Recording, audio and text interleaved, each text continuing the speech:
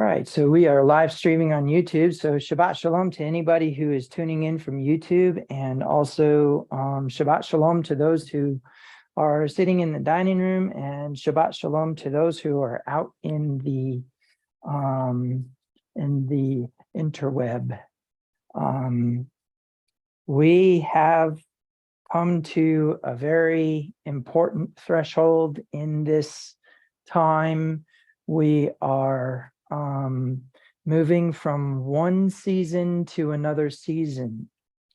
Now, I have spent the past 4 weeks or so discussing the wilderness season. Let me recap and remind you really quick what the wilderness season is. I think it's important in that process to basically we just take a moment and remember that hindsight is 2020. That we have kind of had an experience of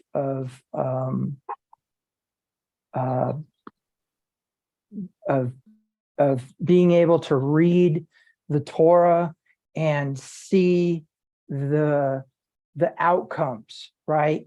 For example, when Abraham is promised a child, the man is promised a child at 75 years old. 24 years later, Yahweh returns and says, next year you'll have a son. It is very important to think about this a moment. It is very, very important to take a moment and realize that this is not, this is somebody's life, 25 years, okay? And so basically, we have the concept or the idea of needing to really, really kind of tap into some empathy here in terms of what we believe that the wilderness season is, okay? So first and foremost, let's talk about this. The Israelites approach the Red Sea, and there's nothing. There's no way to get out of the way. There's an army coming at them. Do you guys have any idea how the United States would react today if there was that kind of an attack approaching them, and there was a process of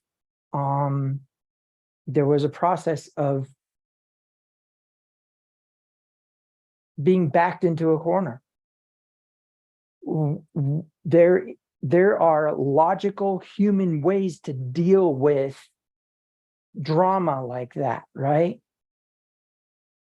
Yahweh tells them to be still.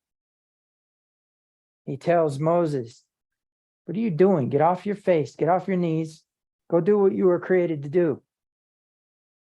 And so he, in that case, actually creates a scenario and a position in which there is actually a parting of the Red Sea, a strong breath, as it were, an east wind. Yahweh causes it to occur. They go across the Red Sea on dry land, get to the other side, stop at the 7 Palms. Everybody's having,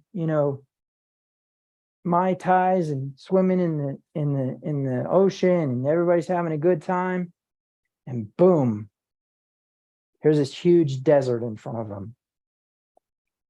Huge, ugly, dry. Best plants you can get are succulents. No other opportunity for there to be water or food, right? No protection from the elements, no safety of their their homes that were built in Egypt. Now they're in tents, subject to windstorms and etc. Now, the reason why this is important is because you need to remember these people are going off of the whim of one man.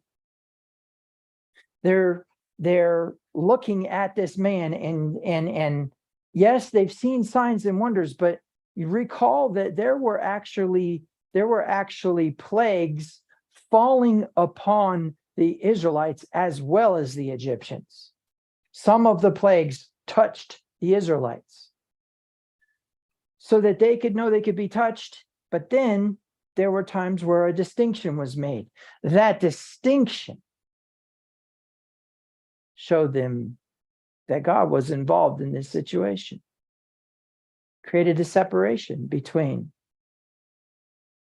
the limitations, the limiting beliefs. Remember, Mitzrayim is actually a dual plural.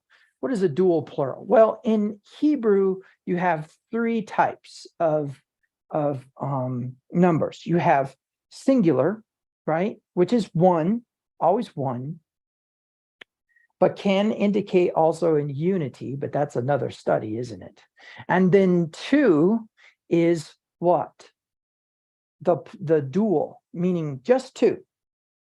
And then the third one is the plural ending, the real plural ending. And the plural ending indicates at least three. Why? Because there's already a dual ending. So whenever we see im, for example, we see Elohim, or we see devarim, right? Devarim, words in Hebrew. We are encountering the plural that has at least three. Now, the dual is ayim. So we have mitzar, ayim, mitzrayim, okay? Mitzrayim is what? The root word is matzar. Matzar comes from the parent root, sur. And sur is a rock. It's immovable. And matzar means boundaries or limitations. I'm sorry, a boundary or a limitation, to limit something, to restrict something, to bind it, okay? And then Mitzrayim means two limitations. And so from that, we can say that they came from the land of limitations into the desert. But he made a distinction between the land of limitations and the land of he who wrestles with God, where the Israelites were in Goshen. Now, the reason this is important is because now they're going into the wilderness season. They're moving towards this desert, supposedly going to some mountain where God is going to come kick it with them. But who knows this? You see, again, hindsight's 2020. We can turn from Exodus chapter 16, where the wilderness season begins, to Exodus chapter 20, and they've already made their journey. How long is 50 days to you? It's kind of a drop in the bucket in your life. But what if you were in solitary confinement for 50 days, being fed stale bread and water, and the only light was from some opening in the roof where they put things in there? Because Paul went through that. That would be a long 50 days. You could get through it, but it would be a long 50 days.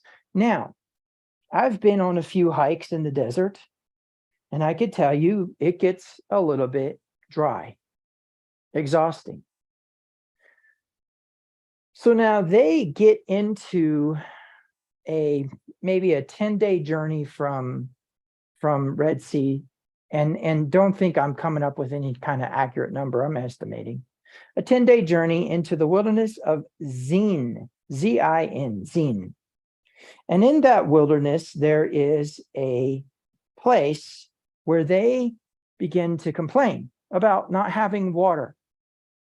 Now, most people will look at this and they'll say, ooh, those Israelites, they just never trusted God. They never, ever gave him opportunity. They just always complained. They always tested and they always blah, blah, blah, blah, blah, blah, blah. But I want you to think about the harsh circumstances by which this occurred. Because in context, one of the things that you need to readily identify in this process is the principle that there is hindsight. We know they made it to Sinai. They didn't know that. They just left the Red Sea, they left water, they left the 7 palms where there was an oasis, which means there was drinkable water because it went through the sand filtration from the Red Sea. And y'all, they didn't have water. This is a very real thing, okay? We're not talking about they didn't have enough money for gas.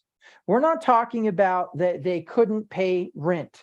We're not talking about that they had an argument with their spouse over what kind of thing is going to be going in the garden or whether they're going to do a garden or not.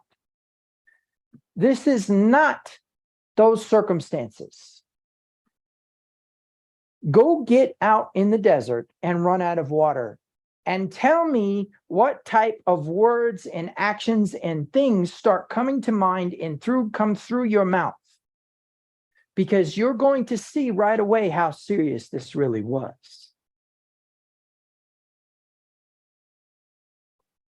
The wilderness season was not designed by him to torture his people. But as they began to have pressure applied, they did not react well. They did not adjust their brains to faith. Now, that's big, and I get that. I totally understand. I get the picture here, right? Because he says, this is like the waters of Meribah for me. For I was angry with that generation for 40 years and swore they would not enter my rest. So don't think that I'm letting them off the hook. But I'm saying, do you realize the level of desperation a human experiences when they get thirsty, when they get hungry, when they get attacked because they're weak? That is the part that's important. There is no Torah scroll for Israel to read in the desert. There was no hindsight for Abraham. He didn't see the next chapter. He didn't see chapter 18 and 19. He saw chapter 12, chapter 13, 14, 15, 16, 17 of 25 years of no fulfilled promise. We could do well to adjust our brains to how faithless we really are by looking at those who actually went through those things. Because we have the hindsight. And Paul said in 2 Corinthians chapter 10, it wasn't written for them. It was written for us, that we might walk accordingly. So the reason why this is important is because we are getting into the process of the wilderness season. And the wilderness season is functionally about just that. It's about faith. It's about trusting God. It's about going through some things that are not easy. It's about going through some things that are not normal. Because you will experience thirst, and you will experience hunger, and you will receive attack. You will. And in that process, I think it is very, very important to, show the respect and show the dignity of those who went through it, and not say, oh, well, they were going to get the manna, they were going to get the water, they were going to be protected by Joshua. Instead, we just react with this thought process of like, oh, well, they're so faithless. No. They're testifying against us. And when we talk about witnesses later on, that's going to become very important. They're testifying against us because we have yet to go through this season with a good attitude. Now, some people say, I don't know that there is a wilderness season. I don't feel like that's how this works. Okay, that's fine. But one of the things I want you to think about is the deeper concept here of wedding steps, okay? And we're going to get into that. But what I want you to think about is what I've already said, that the Passover season lasts all the way to Pentecost. Those days from Passover to Pentecost, which is around 2 months-ish, are all geared towards one very specific purpose: the choosing of the bride, a demonstration, the shidduchin, the matchmaking, the demonstration, the showing of her beauty. But I'm going to point some things out. A woman can put on makeup to cover blemishes, or a woman can put on makeup to enhance her beauty, to accent her already beautiful eyes, to accent her beautiful lips. Or she can try to cover up aging, or a mole, or a scar. You see, that's the process of hiding blemishes versus enhancing beauty. And in the wilderness season, what the bride, which would be the assembly of God, is exposed to is that process. Beautification versus hiding blemishes. I will explain more. So the premise is that in the wilderness season, we have faults exposed. In Deuteronomy chapter 8, verse 3, it says, I let you be hungry so that you would learn that man shall not live by bread alone, but by every word that comes out of the mouth of God. I let you go hungry. Oh my goodness. Have I had to pull people out of the fire, or had to correct the thinking of people who have a real problem with the idea that he would let you go hungry, that he would let you thirst, that he would let you be attacked. But I will remind you, the manna was coming. Now, we can't see that. We can't. And they did get in trouble for this behavior. The name of that place was called Meribah, which means contention, because they contended with God. And Mara, bitterness. The waters of Meribah caused the Israelites to not be able to go into the promised land. Now, he still brought them to the border, And he still told them to go. And there's a question we could ask about what he did with their hearts that they didn't want to go in. But I can tell you this, the waters of Meribah were the beginning of their judgment. So don't think you get off the hook for your behavior during the wilderness season. You don't. But I propose to you that when it says that he is acquainted with our grief, that he is familiar with our suffering, that he is very empathetic and gentle and merciful and gives you an opportunity to make mistakes during the wilderness season. Unlike, look at what happens. Wilderness season, way different from the Red Sea, right? Here comes this army. Remember, these people are backed into a corner. There's nowhere for them to go. It's a death box. It's a kill box. And the Red Sea parts, the pillar of cloud goes behind them and protects them and prevents the Egyptians from being able to even pursue them. The sea itself attacks Mitzrayim. The sea itself, the sea that is supposed to bring forth life, kills.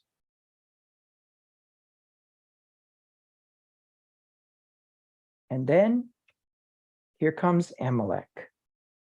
And he doesn't attack Joshua head on. He doesn't stand against him and prepare himself for war and show himself to be in battle array. No, they use guerrilla tactics. They wait for Joshua to pass by and they pick up the sick. They attack the sick. They attack the weak, the slower ones. Where's the pillar of cloud?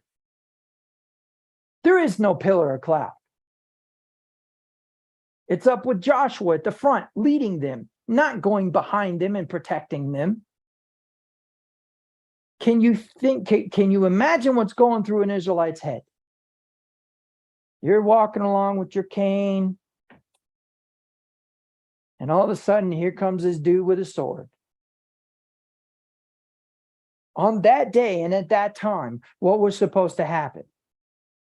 Joshua turns back and goes and fights Amalek, and they prevail, albeit through miraculous means, but they prevail. And once they've prevailed, order comes to the camp. It's when the judges are appointed in chapter 18. But in 16 and 17, they're going through it. In the wilderness of Zin, they're going through it. And during that time, hearts are exposed. Oh, that we were back in Egypt.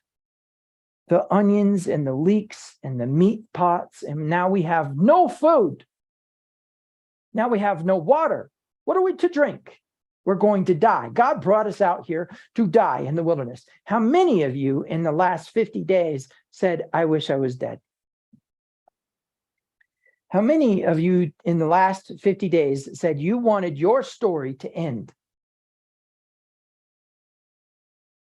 I propose to you that if you didn't experience those things during the wilderness season, that you were either A, too hard of a heart to be taught, or B, you were elevating during that season.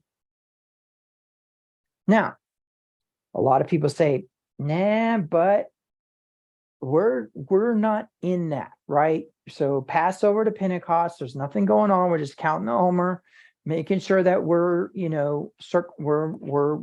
circumspect. We're acting out the attributes of Yahweh. But in that process, there's this function and this idea that there is a necessity to understand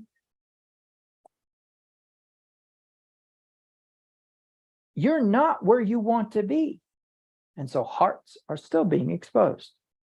So whether we accept it from the point of view of a person having to go through thirst, hunger, and be attacked, or we accept it from the point of view of the person looking at the attributes of God and realizing what they are not, and trying to become that, either way, your heart is being exposed. The darkness is being exposed by the light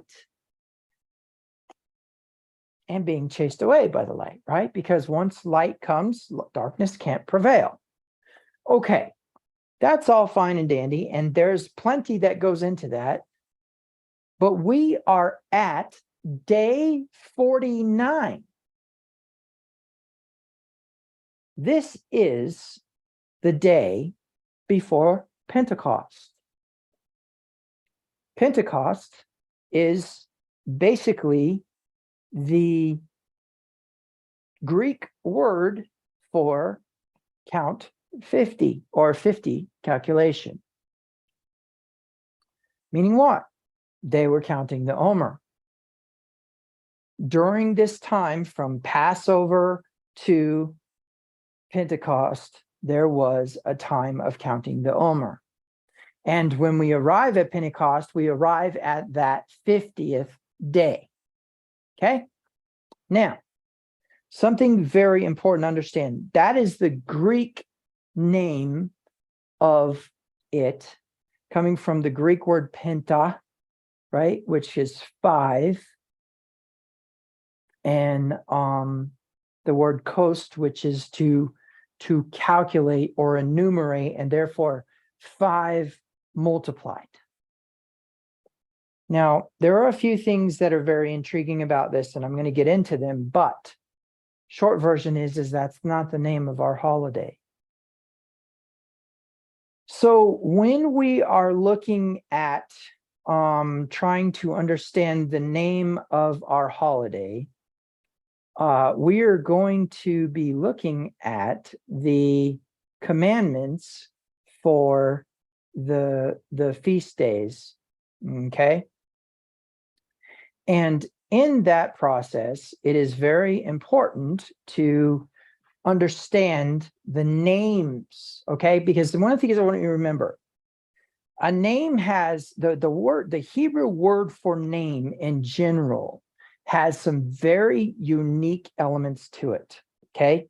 First of all, as an ancient nomadic Hebrew lifestyle, a name was not just a moniker. It wasn't just a way to identify a person individually. It was a prophecy as a child of what they would become, and as an adult, it's what they become. So if you're given the name, if you're given the name David, it means lover. It means passionate one.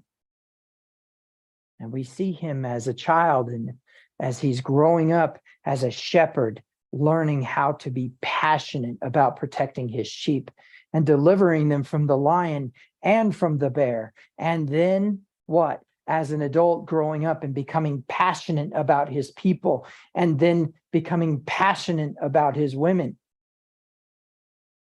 Not always is a name a designator of what they're going to do right, but potentially what they're going to do wrong. Now, in that process of identifying, we see that the word name has the concept of a story. So in principle, when we look at name, one of the things we need to understand is that it is not just a designator. It is an entire lifetime of existence. When we look at the name, one of the things that we need to think about is that it is their story. So when we say, blessed be the name of Yahweh, we're saying, blessed be the story of Yahweh. If I say, blessed be David, blessed be the name of David, I'm saying, blessed is the story of David. Or cursed is Judas. Cursed is the story of Judas, right? Okay. So from that point of view, there's a few things that we need to get into. The first one is to understand that during the Feast of Pentecost, there are very specific readings that are given. And one of the readings that is given is in Deuteronomy chapter 16.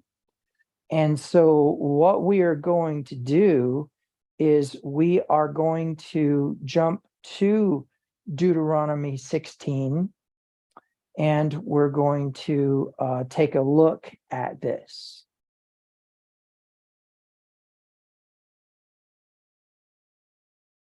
So it says in Deuteronomy 16, verse 9, count off 7 weeks from when you first begin to cut the grain at the time of the harvest. Okay. And then it says, then celebrate the festival of harvest to honor Yahweh, your Elohim. Bring him a voluntary offering in proportion to the blessings you have received. Now, we won't go much further than that, but what I want to look at is this verse.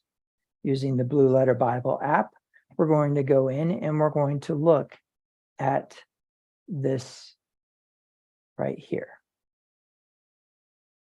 So this is the Festival of Weeks, and one of its names is Shavuot, from the root word Shavua, okay? And the root word Shavua is coming from the root word Shava, and also from Shiva. Now, notice there's no difference. Look here where I'm highlighting. There's no difference between this one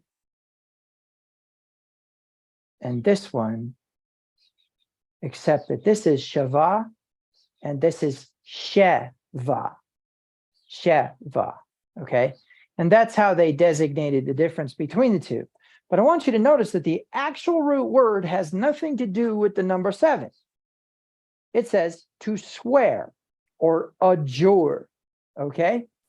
Now, what we're going to go ahead and do is we're going to take a look at the whiteboard for a minute, and we're going to work through this a little bit. So the first thing that I want to do is I want to go back to the word here, okay? Notice that it is a Shin Bet Ayin Tav. Shin Bet Ayin Tav. We're going to get into this, but the Shin Bet Ayin Tav is what we're going to dwell upon.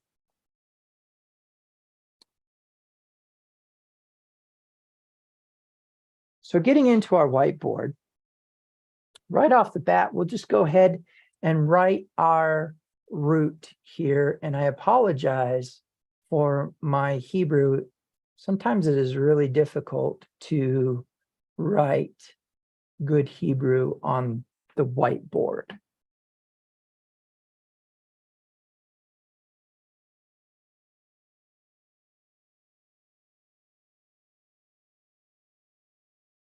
Now, this name is Shavuot.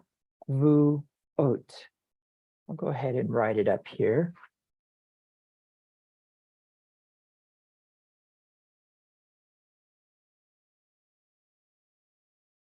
Shavuot, okay?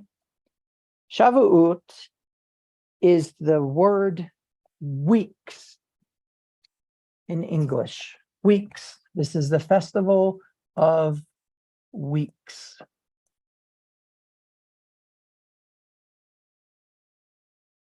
And so as we take a look at this, keep that in mind. Because what you are supposed to do is you are supposed to count Sabbaths according to the commandment. And so we're going to get into this and discuss this, but in short, it is weeks, or better yet, Shavuot would be better translated into English as sevens. Okay. Now, as we're looking at this, one of the things that we need to think about is that there is actually no lexical form here, right? So we need to get this back at least to its lexical form. Well, if you say, so Shavuot, remember I spoke earlier about the plural endings. The feminine plural ending is this right here. You know what? I'm going to go ahead and change my color up here to yellow. So Shavuot, that is the ending. And if we were to actually eliminate the plural, we would be saying Shavuot.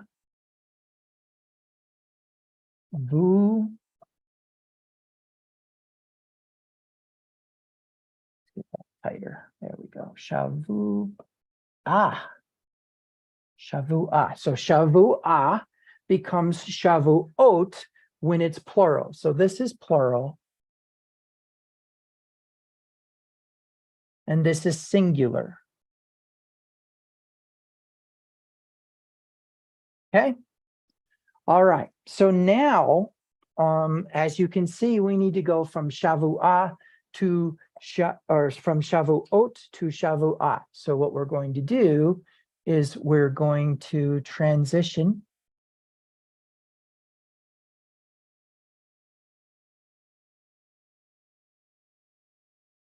into singular.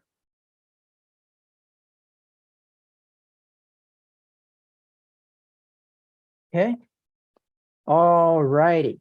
Now, there are a few things that we need to kind of go over here, but you can already see that there is a transition from a tav to a hey as we begin to lose the plural. Okay. So we're losing the plural here. Now, some of you Hebrew scholars might be going, hey, wait a minute. Where's the vav that makes the O, right? Where's the vav that makes the O? Well, this is actually how Shavuot is supposed to be written. Shavu.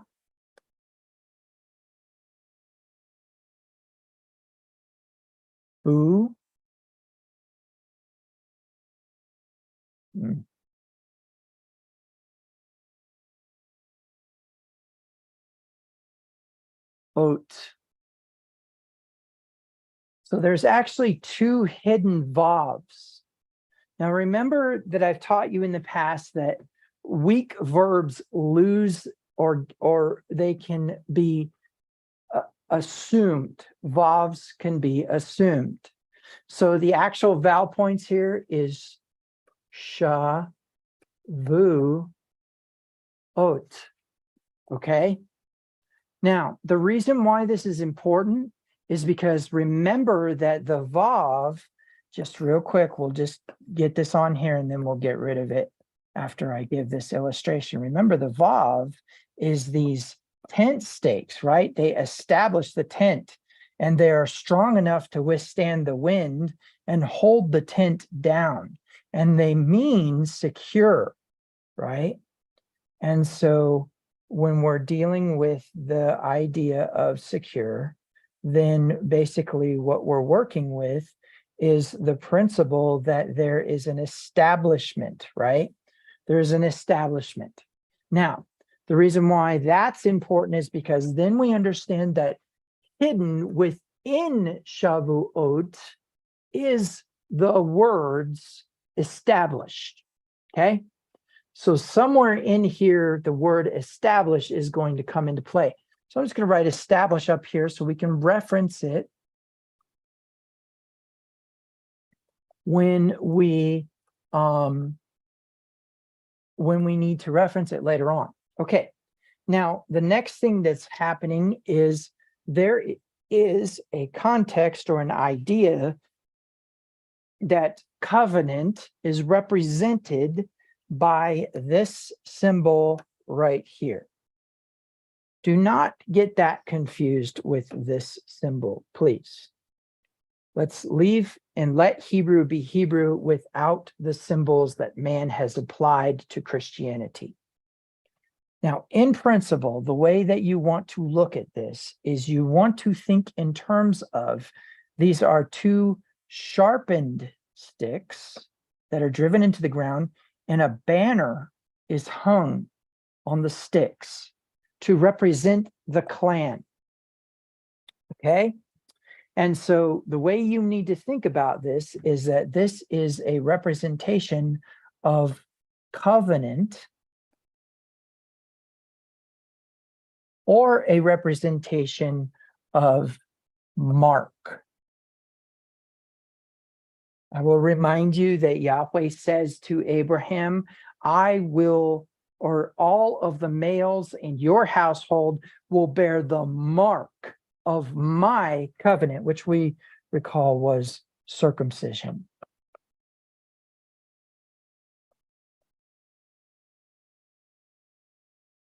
Oops.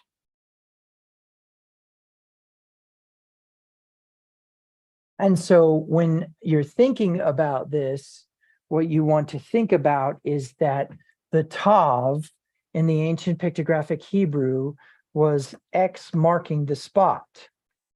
Now, a couple things that I want to bring to mind here is that sometimes the pictographs are used to describe the problem, and sometimes they're used to describe the solution.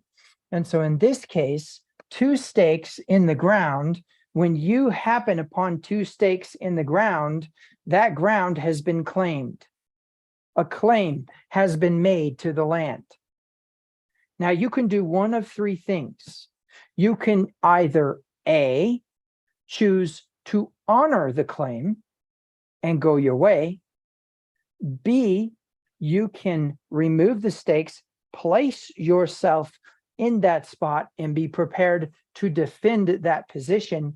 Or C, you can enter into covenant.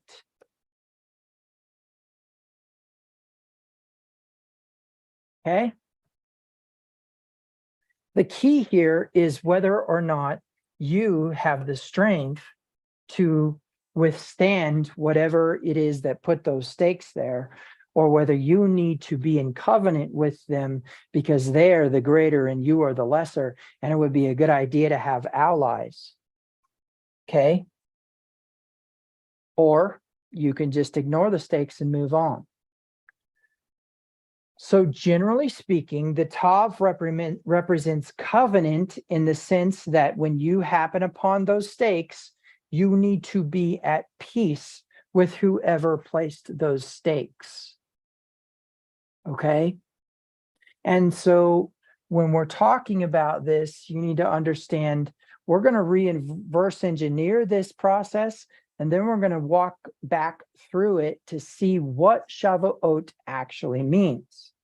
Okay, so now the second part of this is going to be that we get to the hay. Now recall the hay is the man standing on the edge of the sea, looking out over the sea, looking at the tumultuous waves, looking at the sun going behind, right? You guys remember this illustration. And what does he see here but chaos? And so he's in awe. And what? Bearing or beholding or bearing witness, right?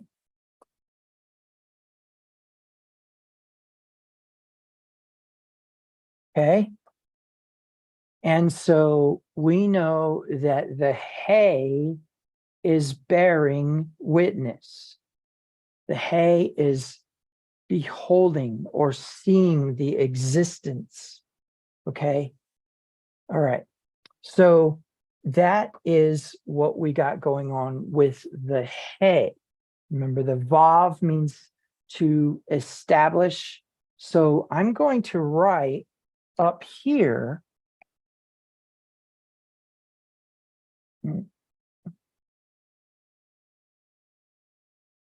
covenant.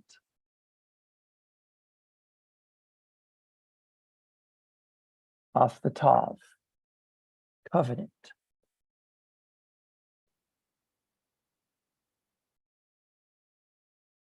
Okay. Off of the hey, I'm going to write behold.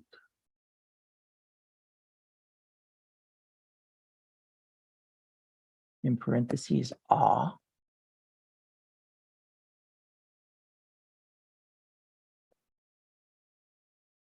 Okay. All right. So that gets us to our lexical root, right? So our lexical root is the sheen, bet, akin. Okay. The sheen, bet, akin. And so what we're looking at here is a loss of the hey. And now all we have left is this. That is our lexical form. If you look in the Brown Drivers Briggs, or you look in the Gesenius, or you look in the Strong's Concordance, every one of those is always going to be brought back to 3 radicals and this vowel pointing. That is the normal way. And we can represent the radicals with the x's because the x basically is the variable, as it were. So it could be any Hebrew letters have that form. This is going to be our lexical. In fact, I'm going to write lexical root here.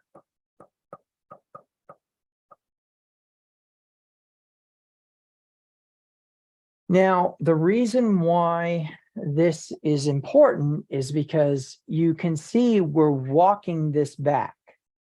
Now, recall that when we had this in our text, it no longer meant 7.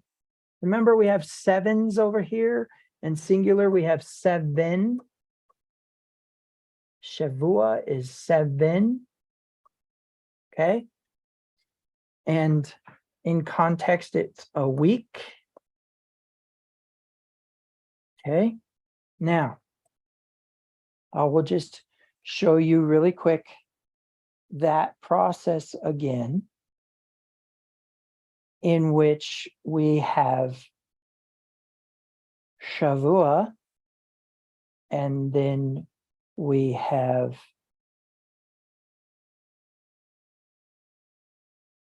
Sheva, which is 7, right? And then we have Shava, which is to swear. Okay, so in principle, we do not get to use, we don't get to use this anymore. As soon as we get to this lexical root, we are at to swear. Okay. Now, take a moment here.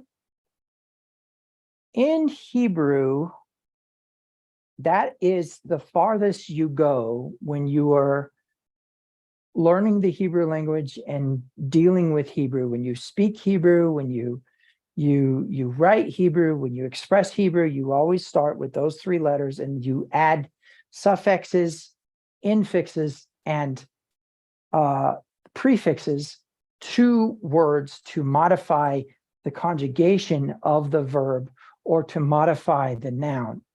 Okay. And so that's as far as we would go. However, in the ancient pictographic Hebrew that was used by the ancient Hebrew nomads like Abraham, we do not have just these 3-letter lexical roots. We have what are called parent roots. Now, parent roots can develop into adopted roots, and they can develop into child roots. In this case, we are dealing with an adopted root, which means technically we would have to go through and try to find a place where there is an indication or there is a identification of what those roots were. Now, the reason why this is relevant is because when we get into the thought process of how to identify and work with the function of deeper understandings, we have references available that give us an opportunity to potentially not have to search out the root because it's already been searched out by somebody. So in this case, we're going to go into the ancient Hebrew lexicon of the Bible, and we're going to use that as our reference.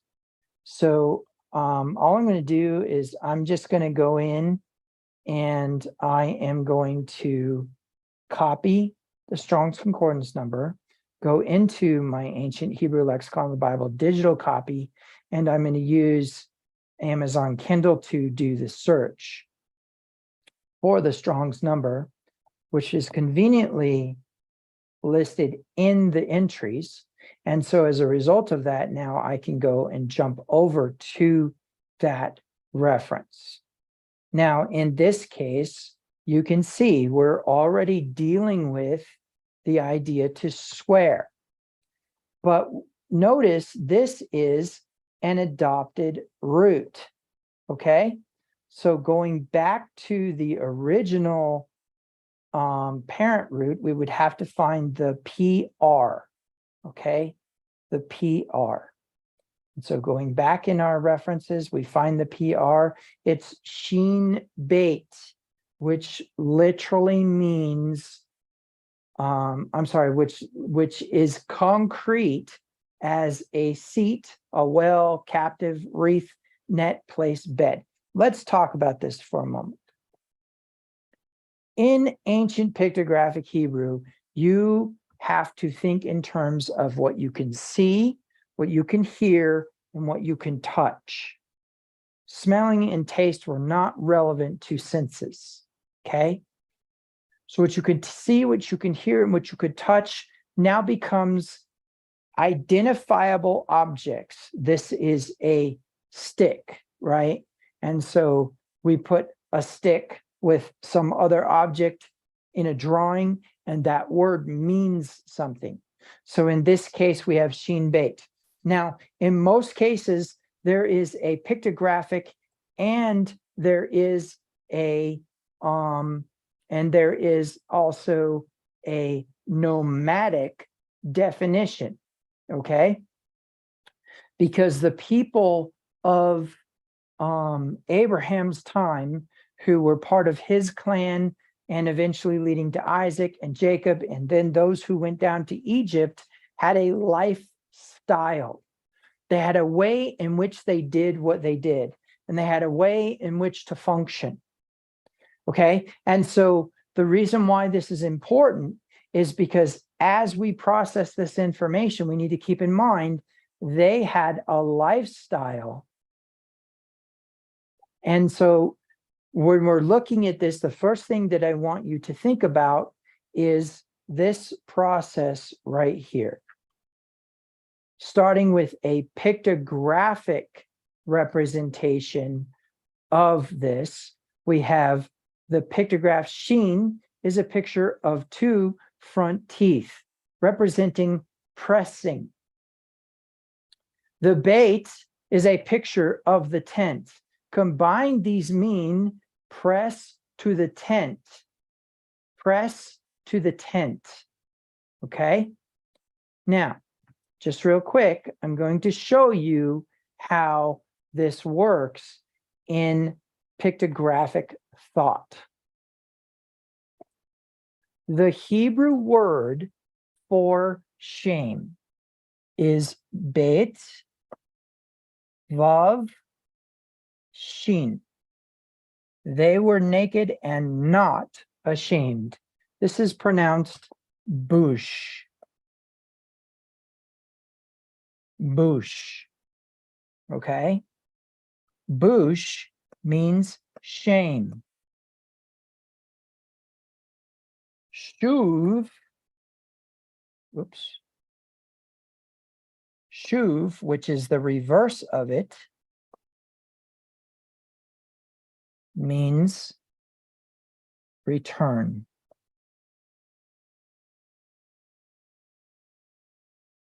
So if shuv means to press towards the tent, right?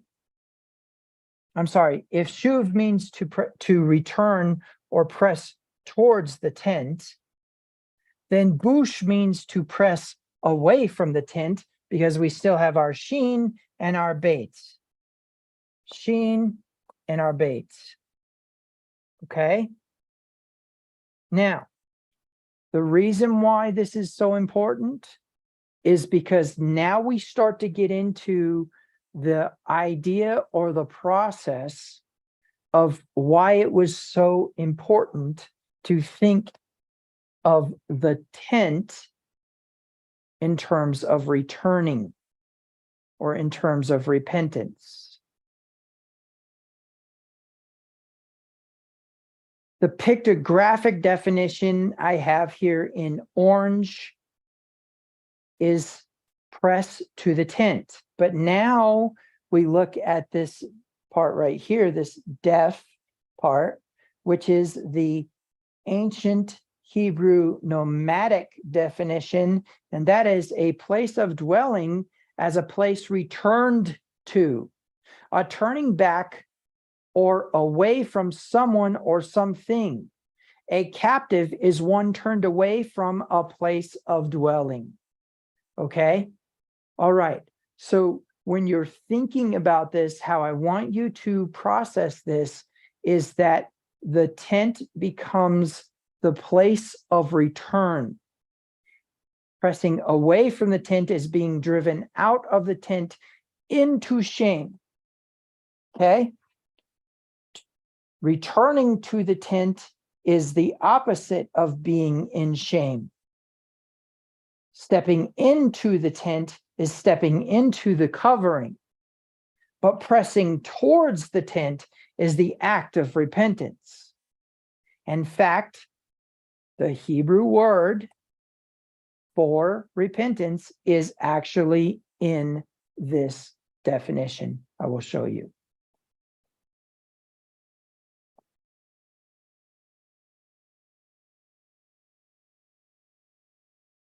Right here. Right there. It's in this parent root. Right?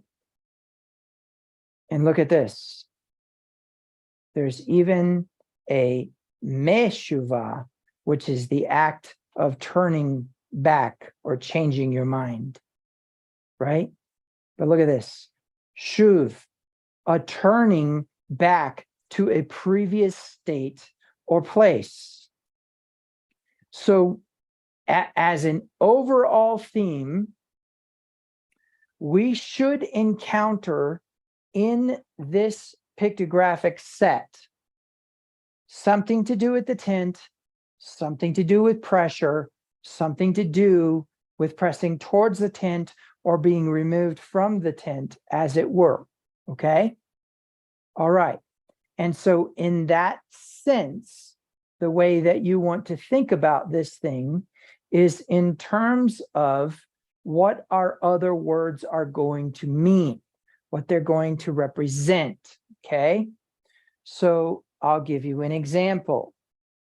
The word yeshav, yeshav. to settle, to stay in a dwelling place for a night or for long periods of time, to sit down. Okay? Then you have the idea of settling, which is mushav. Then you have the idea of tushav, a sojourner, someone who stays or sets down temporarily. Notice the changing in the letters, by the way. Okay, but then we have shiva, the idea of returning. Okay, but then look at this. We've got chashav, the process of designing a pattern or a plan for action or device, turning over thoughts or returning to thoughts. This is the word for think. So what's connecting here? The mind, right? Okay. Look at this. Invention, machashava, invention, a product of the imagination, right? A returning to the thoughts, or a rolling over of the thoughts, which creates a cyclical thought process here. And then we have the Hebrew word shavas, which is a wreath, which is where we get that circular type of a thing. And then we finally arrive at our word shuv, or I'm sorry, shava. Shava is literally to seven oneself. A common practice was to make 7 declarations when making an oath. This declaration can be making the oath 7 times or doing 7 things to show the sincerity of the oath. Shava means to swear, to completely submit to a promise or oath with words that have been spoken 7 times. Now, let's talk a minute about what this means. This means that the word week itself doesn't have anything to do with the days, and doesn't have anything to do with the manna falling, and doesn't have anything to do with the designation of the Sabbath, but instead with swearing. The number 7 is not represented by 7 fingers. The number 7 is not represented by the amount of days in a week, but the number of 7 is represented by how you were to swear an oath that you would then submit yourself to. This is powerful, because when we get into this, I want you to think about how this works. Now, there are those who are going to say, oh, wait a minute. Yeshua said, let your yes be yes and your no be no. Okay, amen. But he said, don't swear by anything. So here's a very intriguing concept. The process is very, the part that's really amazing about this is, what is the difference between the sheen and the bait by themselves as being to return, and the ayin being added to the sheen bait to become to swear? That's the question that we need to ask ourselves. That's what we need to discover or get ourselves into, okay? So as we're looking at this, one of the things we're going to encounter is that there's a confusion here about how do you go from press to the tent to oath, okay? There's a few very important parts to this. So the first thing that we need to think about is, what's the overall theme of the parent root? The overall theme of the parent root is the tent, right? So let's take a look a minute at our whiteboard and let's see what we can learn about the tent. So in times past, I have shown you the principle of a tent having this concept. You have a tent and you have a door. Okay. So you have a tent, you have a door, but a door is actually a wall as well. Okay. So there are 4 walls to the tent. And those 4 walls then enclose and create a covering. So that's number 1. The inside of the covering is the principle of provision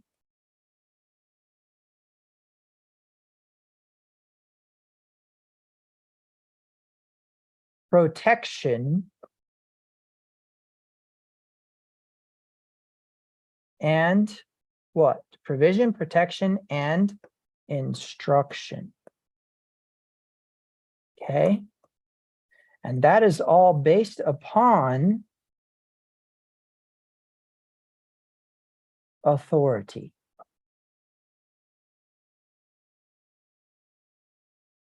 Okay. Authority. So if you are outside of the tent, we have nakedness,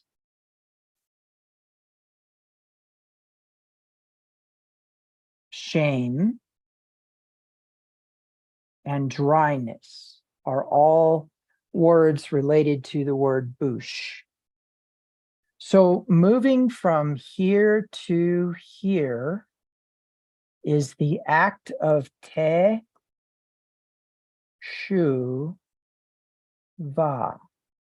Okay, teshuvah. Moving from here outward without purpose is bush. Okay. So the principle is as you move towards bush, you are heading towards nakedness, shame, and dryness.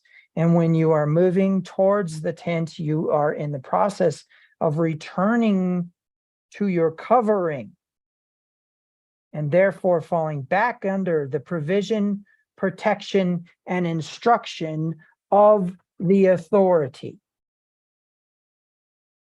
If you choose not to repent and not return to the tent, then you get into some other Hebrew words that aren't very pleasant.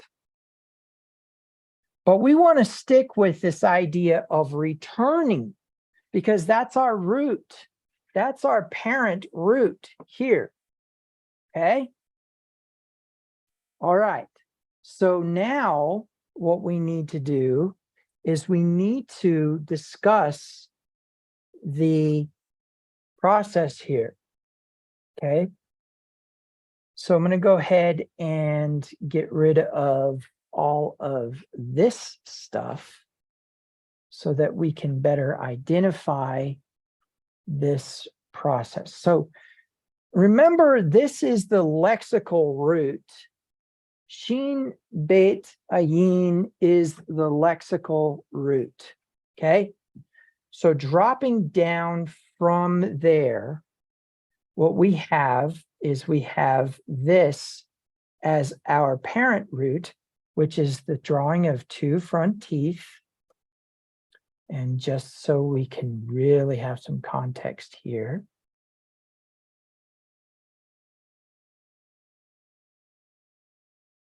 And also the drawing of an eyeball.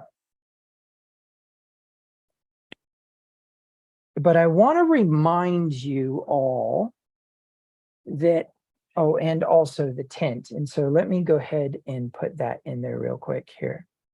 The tent, we need a tent. And we're not going to draw the bait the way it normally was drawn the pottery, because this better represents the tent to us. And then over here, we have the eyeball. Okay. And this part is the parent root that meant what? Return. Okay. And then this is the concept of sight. However, this letter has some interesting things attached to it, which we're going to work on here for a second. At the time of the writing of Torah, there was a Hebrew letter that had been assimilated into the I should say, at the time of the writing of the modern Hebrew that we see today, there was a letter that was assimilated into the 22 letters. There was a 23rd letter. Now, the reason why this is important is because that 23rd letter was representative of evil on many, many levels.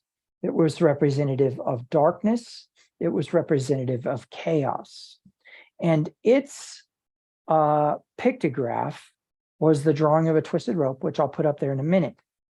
But what you need to know is that by the time we get to the modern Hebrew scrolls that we see now, it's been assimilated, and you can't tell the difference between the ayin and the ga. The ga was the name of the twisted rope. And so when we're dealing with this, we need to examine something very important. And I'm going to just show you this mystery. The mystery of the ga.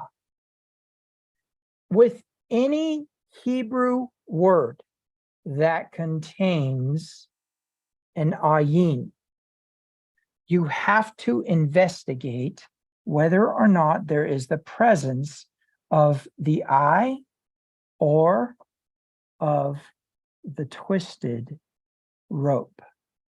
Okay? And so it may be an eye, which represents witness. Always witness. The eyes go to and fro, bearing witness, or twisted.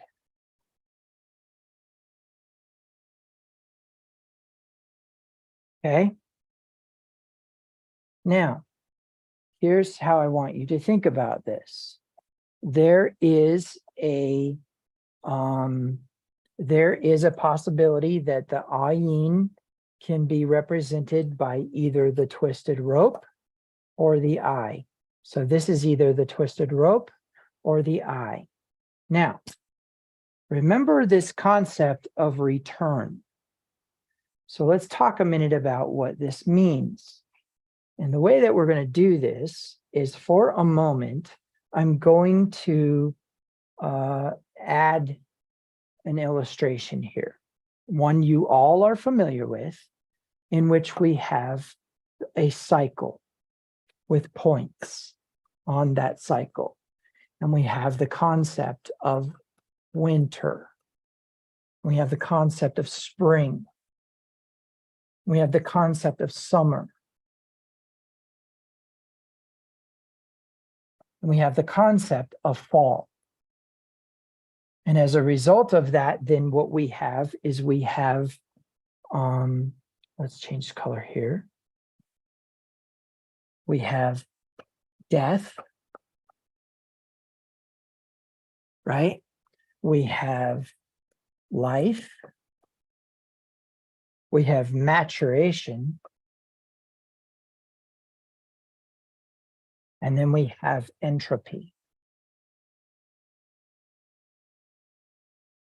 Okay? So we have death, life, maturity, entropy. Now, Yahweh said that as long as the rainbow is in the sky, we would have cold and heat. We would have harvest and planting. Okay. I'm sorry, planting and harvest.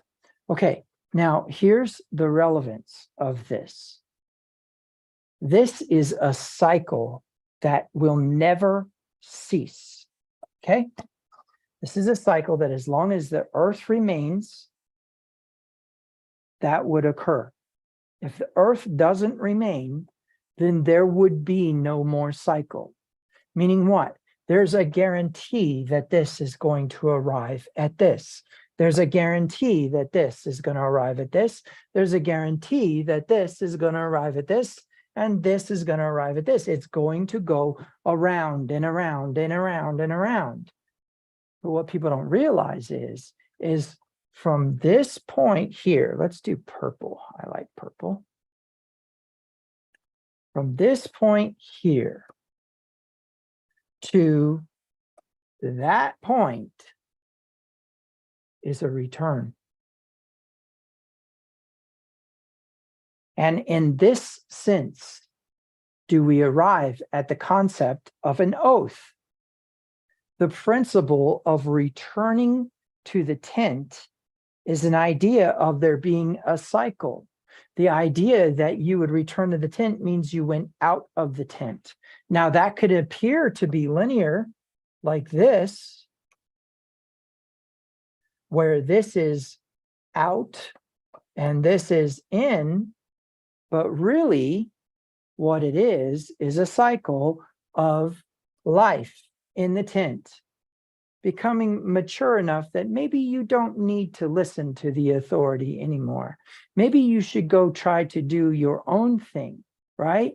And then a breaking down and a failing of, or a settling, a slowing down of things, and then death, and then a return to the tent. It's all here. So the principle is how do we tie this into an oath? Well, the idea is that you have what? You have sevened yourself. But really, that oath itself, like I've talked about in the past, sometimes the pictographs are the solution. Sometimes they're the problem. For example, the word unclean in Hebrew is tomei, coming from the root word tet mim, which means what? Container of water. So what is tomei? Tomei is when water is used to become clean. So tomei is actually the solution to being unclean. But the Hebrew word for unclean is tomei. And so we get the tet mim, or the basket of water, which is the principle or the idea of the solution. Sometimes we get the problem, right? Bush, to press away from the tent. Sometimes we get the solution, shin bet, to press towards the tent, right? Sometimes we get an exact description, right? We get an exact description of what the word means.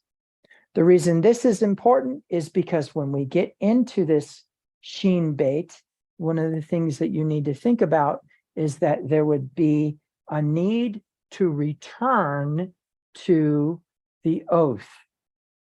A keeping of a promise is returning to that promise. Okay? And until that promise is completed, it is an imperfect verb, right? Thou shalt, or you will, or he will. And remember what I've said. Remember what I've said about this, that a completed action in Hebrew means a completed promise or a completed command. So if I say, you will eat, I am telling you, I'm giving you a command to eat. But if I say, he will eat, it means I believe his promise or his oath. If I say, I will eat. I have made a promise to eat. I've taken an oath. That is how Hebrews would think about their speech. Completed action versus incomplete action was the fulfillment, I shouldn't say fulfillment, the completion or the incompletion of a promise. Now, the reason why this is important is because then we get into the concept of there being a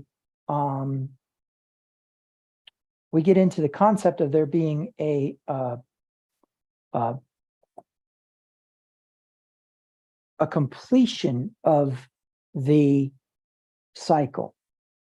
And so, interestingly enough, as you make an oath, it begins, and as you complete the oath, it ends.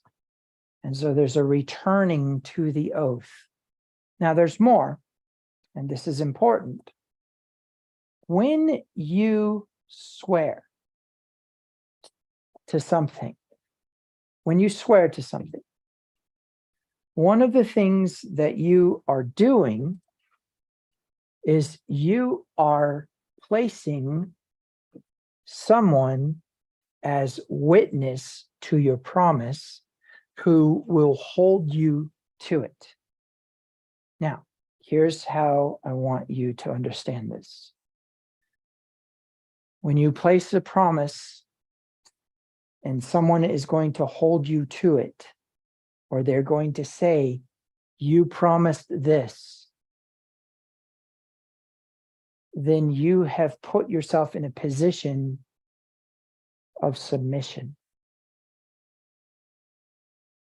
So now you promise yourself, you say, I promise after we get done shopping, we're going to go get ice cream. Say that to your kids. You have actually put yourself in a position of submission to that promise. And that if you do not carry out that promise, then you are violating a commandment, because the scripture says to fulfill your vows, to complete your promises. Okay? Now, in that process, then, what we get into is the idea of a promise being an oath. So what's with the 7? Well, that was a way of acknowledging that it was not just a rash vow. The Hebrews believed that 7 played a role in their lives in which there was understanding. For example, have you ever understood why the United Nations uses an olive branch as one of their symbols of peace? A lot of people don't know this.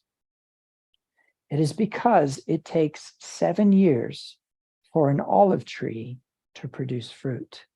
And if you are able to plant an olive tree and have it produce fruit, you have experienced a time of peace. If during those 7 years you are prevented from cultivating that tree because of war, you are not at peace. And therefore, the number 7 represents peace. Now, I mean not war. I don't mean calmness or contentedness. I mean not war. Now, there's a few more elements that we need to take into consideration. It is the idea that there were 7 days in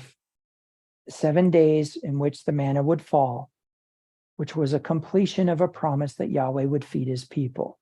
There were 7 days, and in the 7th day, the manna would not fall. 6 days it would fall, but then on the 6th day, the other 7th day would fall on the 6th day, meaning it was still 7 days, but on the Shabbat, they ceased.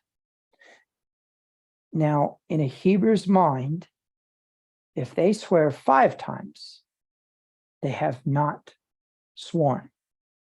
So if I make a rash vow and be like, I promise that tomorrow I'm going to give you 200 pieces of silver just because you're my friend. They wouldn't buy it. They wouldn't believe it.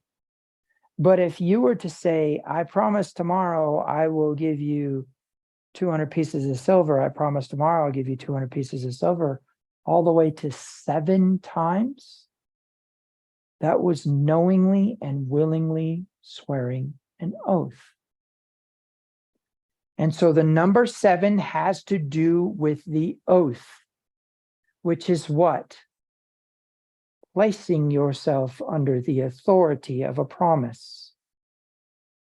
Now, that means that whoever you swear the oath to, the witnesses, now obligate you to that promise.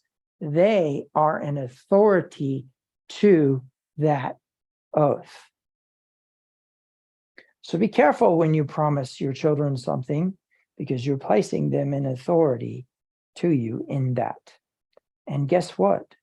They will not be out of order if they call you on it. Be careful when you make promises to your wife or to someone who is in a position of subordination to you.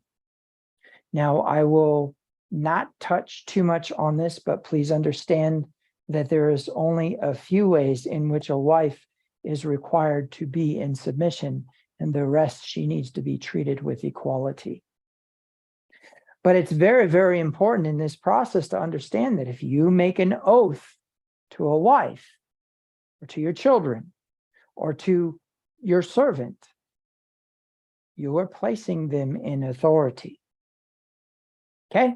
So if you swear yourself to something, if you obligate yourself to something, if you place yourself in a position in which you now are going to have to carry this out, that's important.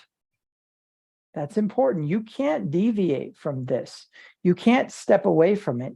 And so in this way, it is important to understand that sevening yourself is the same as the authority of the tent.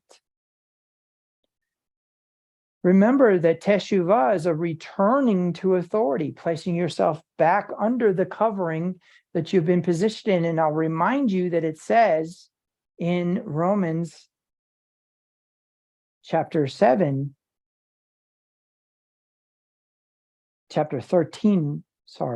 verses 1 through 7,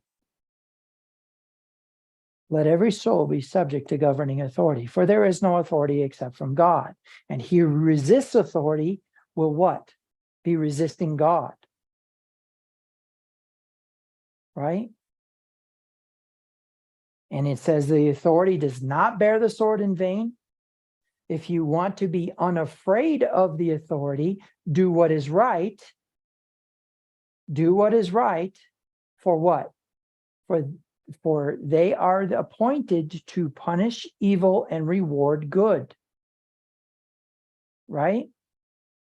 Therefore, render honor where honor's due, titles for titles, taxes for taxes, etc., etc. Now, in that sense, then we understand that when you swear an oath, the promise bears a sword. And one of the things that you need to realize is that Yahweh and his creation, who is subordinate to us, holds us to that oath. Now, we've discussed enough about oaths. Let's get back to what's on the board. So first of all, I think one of the things that we need to do is discuss this. Because if you hadn't noticed, this obligates you to the promise. This has no witnesses in the sense that you're not obligated to someone. You have not placed yourself under the authority of someone. And therefore, this twisted rope is a false vow. Now, Who would take a false vow? Remember, you have to say it 7 times. So who would take a false vow? Who would make a promise and not fulfill it? Who would make a promise and not complete it? Of what heart would you have to be? Of what heart would you have to be to not complete a promise? Number one, you would have to be malevolent. You would have to already have in your heart darkness. And as I get pointed out to me often, a good tree cannot bear bad fruit. And if the eye is dark, then the whole body is dark. What does this mean?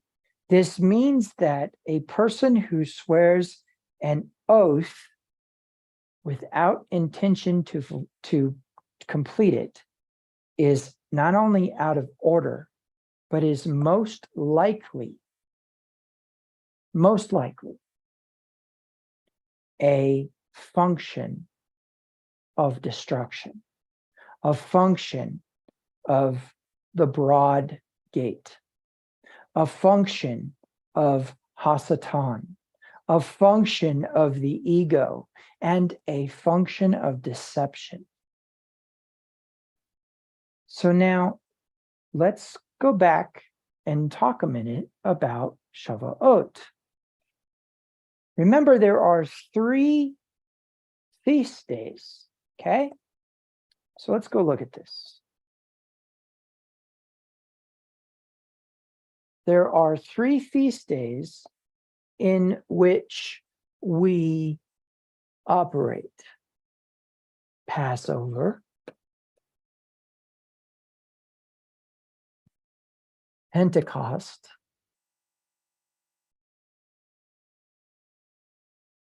and Tabernacles. We have 3.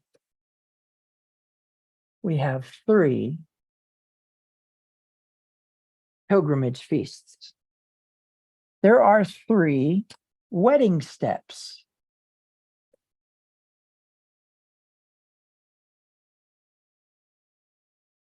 The Shidduchin,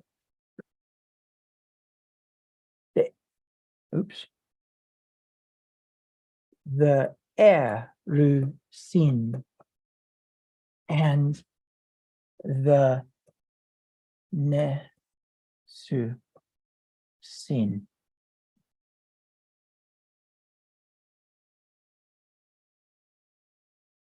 You know what? Do this in a different color. Do this in blue.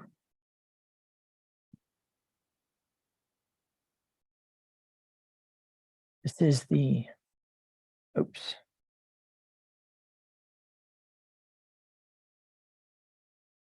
There we go. This is the matchmaking.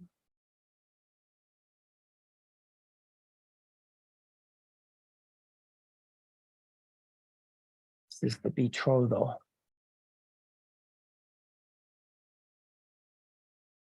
Okay, and this is the consummation. So therefore shall a man leave his mother and father, be joined to his wife, and the 2 shall become one flesh. So this is the leaving. And we'll go ahead and put that in brighter color. Let's do red. Now we'll do orange. Oops. Leaving.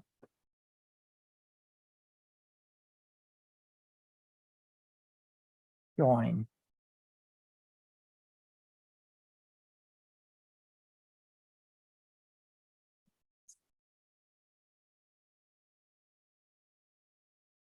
Flesh. Okay.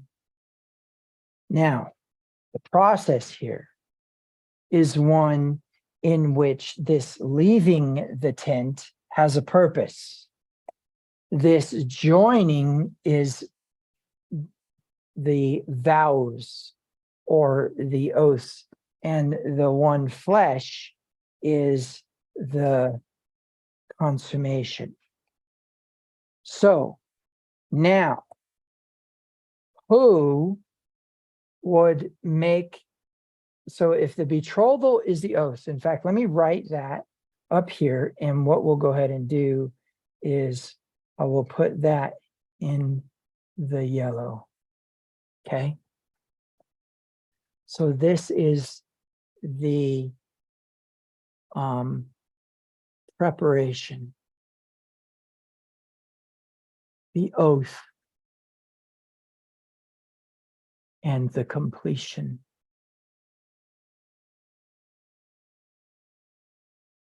Right? So this is the beautification leading to the oath. The beautification is the application of makeup to accent the beauty, or the application of makeup to hide the blemishes. Then we have the oath leading to the completion. Let me explain to you what I mean. I'm not talking about marriage vows here. I'm talking about the oath of Shavuot. Let me explain. Shavuot is the last feast day until the Feast of Trumpets. Why does the fall feast begin with the Feast of Trumpets? Because when the bridegroom is ready to go get his bride, a procession is formed and trumpets are blown to let her know that he's coming so she can prepare herself. They take their time getting there, but as she prepares herself, it's because she's been waiting. The oath taken at the Eresin is, I will watch with you. I will wait for you. Because at the Eresin, the bridegroom goes and prepares a place for her in which he does an add-on to his father's house or builds a separate building or has a separate tent. For example, Isaac and Rebekah went into his mother's tent because she was gone. And so he occupied that space, but that space was separate from Abraham's tent in which Isaac dwelt until the change had occurred. Okay? Now, the relevance here is that she agrees to wait for him to prepare the place. She agrees to watch with him, to wait. Okay? And so Shavuot is the season of wait until the fall feasts. Until the fall feasts. Now, what happens between Shavuot and Yom Teruah? What happens between Pentecost and the Feast of Trumpets? The golden calf. The golden calf is where the bride has chosen not to wait. Okay? That's key. When Israel chose not to wait, and we're about to enter that season tomorrow until Yom Teruah, until the Feast of Trumpets, we will be in the season in which that is what you'll be doing. You will be waiting. Okay? Now, when we get into this more, you'll better understand because there's certain things that you're waiting for. We'll get to that potentially. But the principle is that this is about an agreement to wait. And so that's why I say complete. Not because this is the marriage vows, because those are ongoing. Those are cyclical. You have to return to them often, don't you? But this oath and its completion is finished here. Okay? There. That's where it's finished, is at the consummation. She's going to wait for him until that moment when he makes her his wife. Okay? Now, what's important about this is to understand that the season from Passover to Pentecost is a preparation in which there's a beautification of the bride. There's an exposing of her blemishes, but there's an accenting of her beauty if she will allow it. But what usually people will do is hide their blemishes. So the bride who hides her blemishes and the bride who makes the false oath is the false bride. And that's who will build the golden calf. Now, we know that the bride of this whole situation, this bride of Christ, as it were, right? At the marriage supper of the Lamb, we have a bride. She's made herself ready, and she has covered herself in garments that is what? The righteous acts of the saints, that diakomai from Romans chapter 8, verse 4, where it says that the righteous requirements of the law might be fulfilled in us who do not walk according to the flesh, but according to the Spirit. The bride of that, or that bride, is then what? The corporate collective consciousness of believers who walk by faith. Romans chapter 8, verse 11, if the spirit of him who raised Christ from the dead dwells within you, he will give life to your mortal bodies. Why is your body mortal? Because of your ego. Why is your body alive? Because of your faith. So in principle, each individual now needs to adjust their brain to understand that they individually are carrying out a wedding process. As they go through the feast days, as we go through Pentecost, and we eat the symbolic foods, we are what? Stepping into the matchmaking process, saying, I want to be a part of the corporate collective consciousness that is the bride. And that bride is not looking to what? Hide her blemishes, but to accent her beauty. And the accent of her beauty is her obedience. And the accent of her beauty, because remember, the righteous acts of the saints mentioned in Revelation is diakomai, same word used in the righteous requirements of the law, same principle, right? Revelation chapter 19, Romans chapter 8, same principle. Those who walk according to faith, those who walk according to what? What was the context of this? The wilderness season in which Joshua is the one who delivers the people from Amalek. Joshua is the one who goes in and spies out the land and identifies that it is actually a good land and that we can take it. Joshua is the one who did not say, God brought me out into the wilderness to die. Joshua knew water was coming, knew food was coming, knew he could prevail against Amalek because he had the Lord on his side. But the people were thirsty. Do you think Joshua wasn't thirsty? Joshua was thirsty. Joshua was hungry. But did he curse the Lord and die? Did he say, God brought me out in the wilderness to die? No. And so he was accounted among those who would not only go in and spy out the land and remember Yahweh's promise and hold him to it. And therefore Yahweh was putting him under Joshua, but he also lived past the generation of those who fell in the desert, whom Yahweh was angry with for 40 years from the day of Meribah, not the day of the golden calf, or not the day of the rejection at Sinai that people teach. But from the day of Meribah was the 40 years. And so what's important about that then is to understand Joshua stays in faith. So now you're out there in the desert and you don't have any water. You show me how you're going to get water. There's only one way. And that is the difference between there being a God and not being a God. And so that is where we start to see this identification of the true bride. The false bride will swear the oath with that intention to fulfill it. The false bride will go through all the wedding steps without the intention to fulfill it. But the true bride will. She will start here. And as she's encountering preparation, her heart is going to be exposed.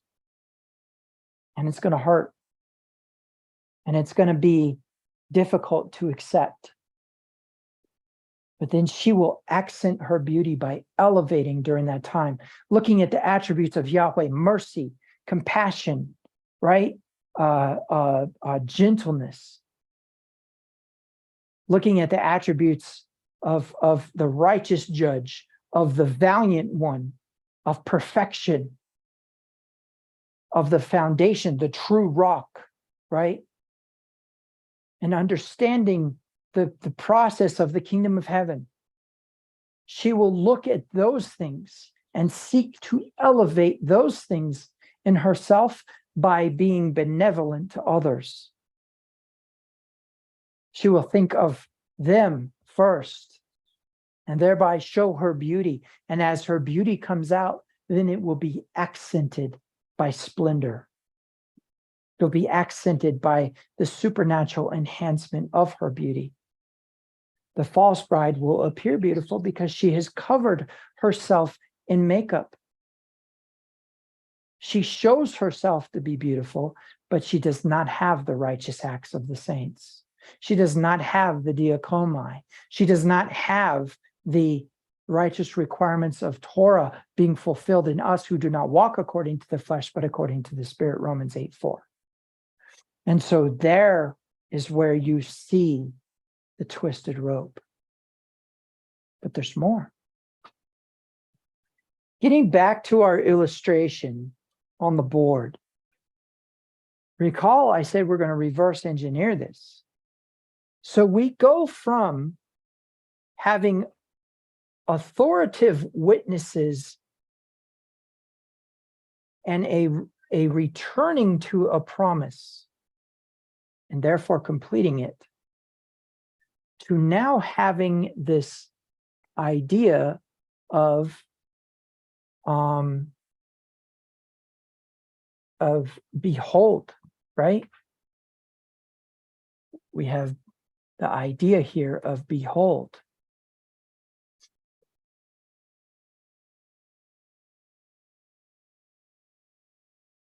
But then in the process of there being a beholding, there is an understanding of covenant.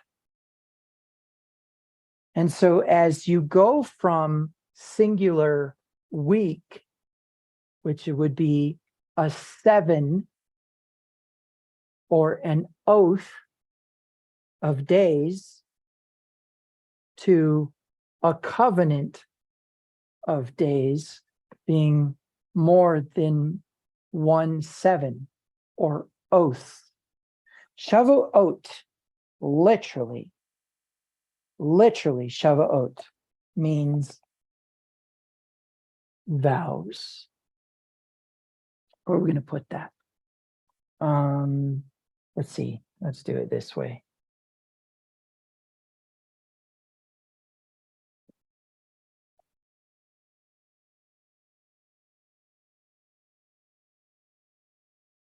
There we go.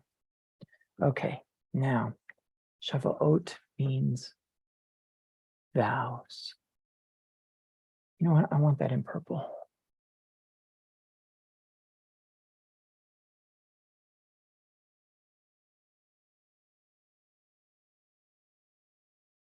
I want that in purple because it is imperative that you understand what is really going on at Pentecost. What is Pentecost really about? What is this pilgrimage supposed to represent? You were supposed to go, if you lived near, you were supposed to take your wine, your grain, and therefore bread, and your meat, your lamb, take it to the temple, have it slaughtered. The priest gets a piece, you get the rest after it's been cooked. Go back, you're going to eat, drink, be merry, right? You're going to enjoy the bountiful reaping of the harvest with him in this. And you're going to make sure that the poor get to do the same thing. And it's all about this. This is the time in which something very important occurs. When the matchmaking has completed, and there is now an agreement between the father of the bride and the father of the groom, the dowry has been discussed, all that's been discussed, then the groom will go and present himself to the bride and say, I will.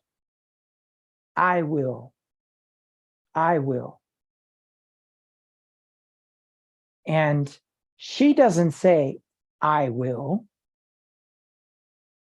She chooses to believe his promise or not believe his promise by drinking the cup. If she accepts and drinks the cup, and she is willing to accept those promises, those vows, as the groom presents himself as husband to her, I will do this, I will do this, I will do this, I will do this, then she is now going to wait. The next thing that's going to happen is the golden calf. I began this message by saying you were not there. You have hindsight. You can turn from chapter 15, the Song of the Sea, the rejoicing, the dwelling at the seven palms, the great and wonderful oasis of water and whatever food or provisions, bread they had left over, to desert. You are not there, and you do not understand the gravity at which they suffered thirst and hunger. So before you think for a second that you're not going to build a golden calf, I can almost guarantee that without very special attitudes, very special reactions to circumstances, and very special patience, you will build a golden calf. You will. The way to elevate in this is to remember the wilderness season, because the difference between the two seasons is that this will be a season of fatness. They go from the season in which they had no water, no food, nothing, to manna and bread and water and eventually quail. They went from hunger to fullness, and in that fullness, they forgot their God. As for this Moses, we don't know what happened to him. Therefore, let us make a God for ourselves to worship. And then they declare, this is the God who brought you out of the land of Egypt.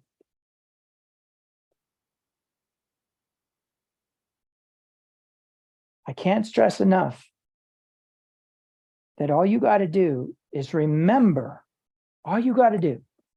This is what you have to do with the 6th year. This is what you have to do with the 6th day. And this is what you have to do during the season of Shavuot.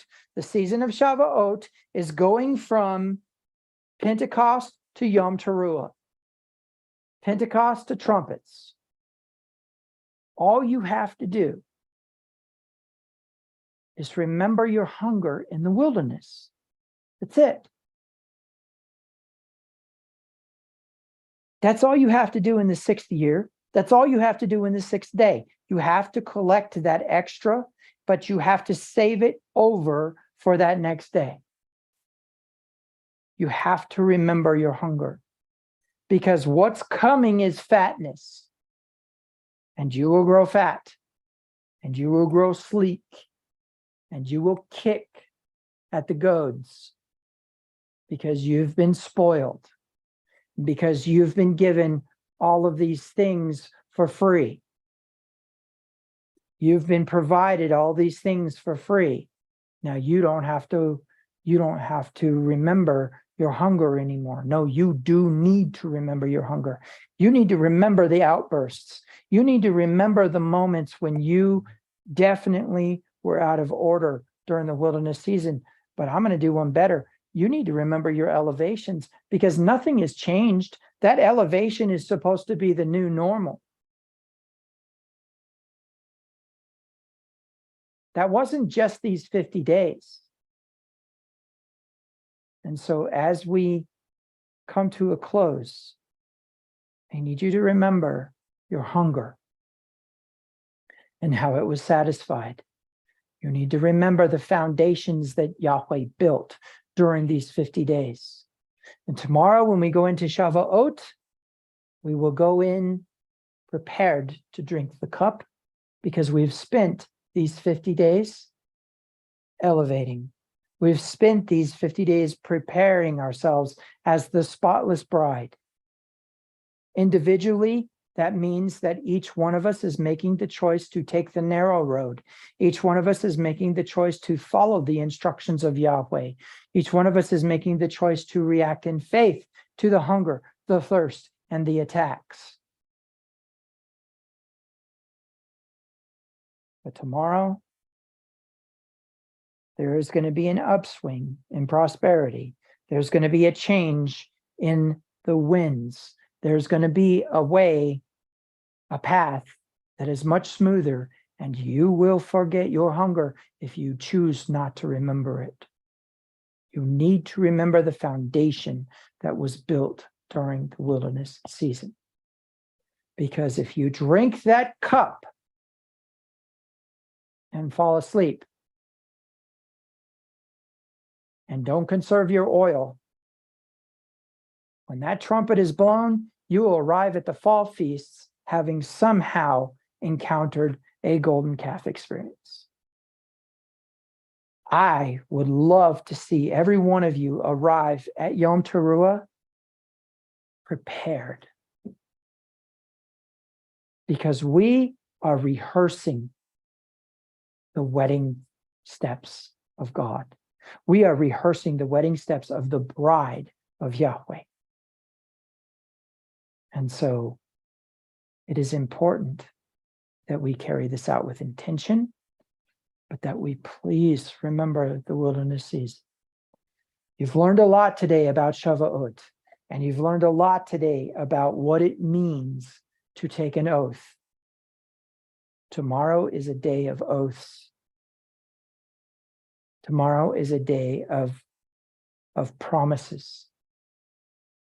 At Yom Teruah, at Yom Kippur, we have something called Kol Nidre, which is all vows, in which we repent of our vows that we took rashly.